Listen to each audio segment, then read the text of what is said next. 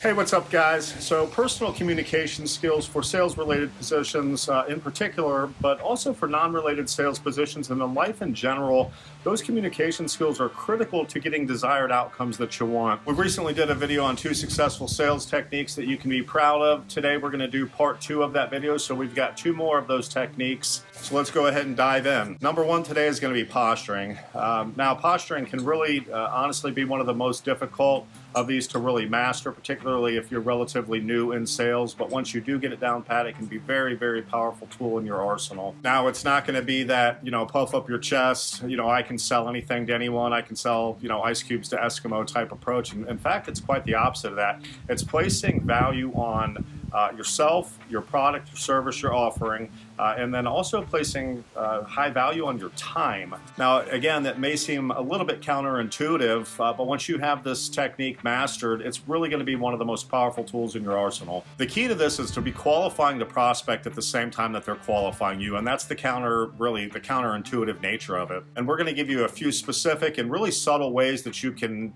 let them know throughout that dialogue and throughout that conversation that, hey, bud, I'm calling on you, but I'm qualifying you at the same time. And what that posturing really does is place a high value on you in their mind, and this is critical to successful sales. At that point, it also gets it further away from just selling on price. So particularly those of you that are watching this video that are kind of stuck in that rut where you're really having to sell on price in order to get the transactions, you need to pay really special attention to this, because once you've got that, you've done that posturing, they're placing a high value on your product, your service, they're obviously placing a high value on you and your time at that point, and they're still engaged with you. The leverage has started to really shift at that point. So, you're sacrificing commissions, you're sacrificing money in your pocket by selling on price. Utilizing this posturing technique, is going to really get you further away from that, which is going to be a phenomenal thing for your bottom line. Here's an example of me using this in my personal and professional real estate life as an investor. When I'm wrapping up a call with a prospect,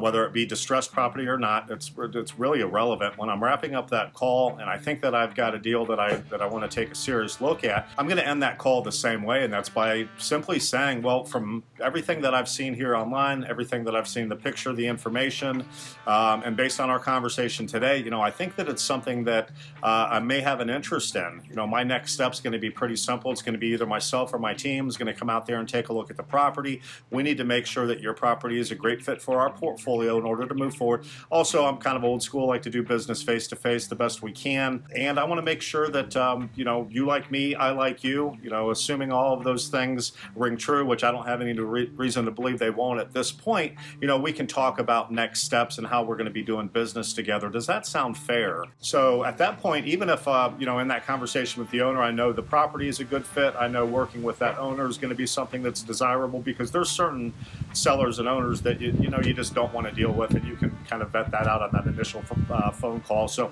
I know that the house is a good fit. I know that, the owner is someone that I can probably do some business with. I'm still going to use that line because, A, it's not deceptive. I do want to take a look at their property. Very rarely, and today in today's day and age, it's getting more and more prevalent where we're buying houses sight unseen because you have to act very quickly. But if I've got the opportunity to go out and take a look at a house, especially if it's in my local market, I want to put eyes on it. So I'm not being deceptive with them, but I'm also letting them know that it needs to be a good fit for me. And that's kind of the counterintuitive, and that's the posturing element of it, but it's really, really strong. So I need to make sure it's a good fit for my portfolio. So that's letting them know it's not just their decision. That completely changes the leverage. And if you noticed, I used a tie down there at the end when I asked, is that fair? So I'm trying to, even though I'm using a different technique, I'm incorporating that into it. I'm using that tie down so I can move them through the sales cycle there and get them to say yes, right? So again, posturing changes the perceived leverage in a deal, and it's important to remember, once you've lost posturing during the sales cycle, it's really, really difficult to get that back. So particularly when you're just really kind of trying to hone in on this or fine-tune this sales technique or this skill, you really want to be cognizant of that, because once they see that posturing lost in their eyes, it is going to be tough to build that back up. And definitely don't seem over anxious or desperate, even if you are. And this is going to translate just into general business and life, in day-to-day life. The minute you start placing high importance on what you bring to the table and obviously your time, other folks are going to tend to follow suit. Number 2 is going to be the assumptive close. So closing a sale can either suffer from a far too aggressive approach or a far too passive approach. A simple question, for example, asking a prospect if they are ready to buy puts too much emphasis and too much power into the prospect's hands because they simply can say no at that point. On the other end of the spectrum, an urgency close like you need to act now can oftentimes scare off a prospect. So personally, I like a method that was referred to as the assumptive close, where I feel that I've done a good job of presenting, whatever my opportunity is to them. I've done a good job of explaining the benefits. I felt like we've had good dialogue back and forth. I've answered all of their questions, have overcome objections, and I feel like they've got an interest in my offering. I like them, they like me. I'm going to assume at that point that they're going to do business with me, and I'm going to proceed accordingly. So the question at that point is not going to be, are you ready to buy? The question is going to be an assumptive one. It's going to be, I'm going to go ahead and have everything drawn up. What is the name as you'd like it to appear on our agreement, right? So that is a question, of course, but that is a leading question and under the assumption that we are already moving forward in business. You can also plant seeds throughout the sales process that can really help you test the waters for the assumptive close. You can say things like, once we are working together, or once you're through the onboarding, et cetera, et cetera. Another would be something to the effect of, we're obviously going to be monitoring things right outside of the gate. My team will be in contact with yours to make sure that it's going to be a seamless transition once we get started. Things like that, they're subtle, obviously, but based on their response, you can tell whether or not, really kind of get a finger on the pulse for where they're at in the sales process, which is critical to sales and ultimately getting the business. If they give some pushback on that, I'll know that they're not quite ready for it.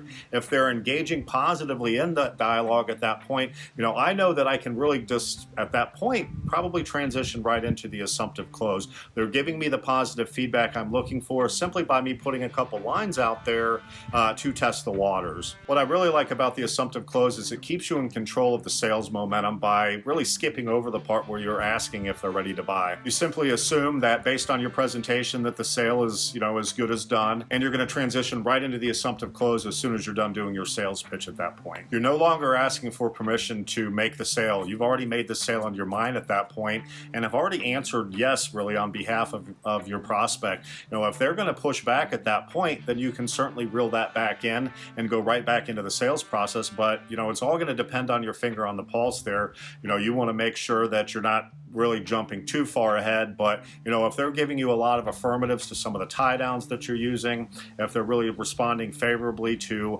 some of those seed plants during the sales dialogue, move into that assumptive close at this point.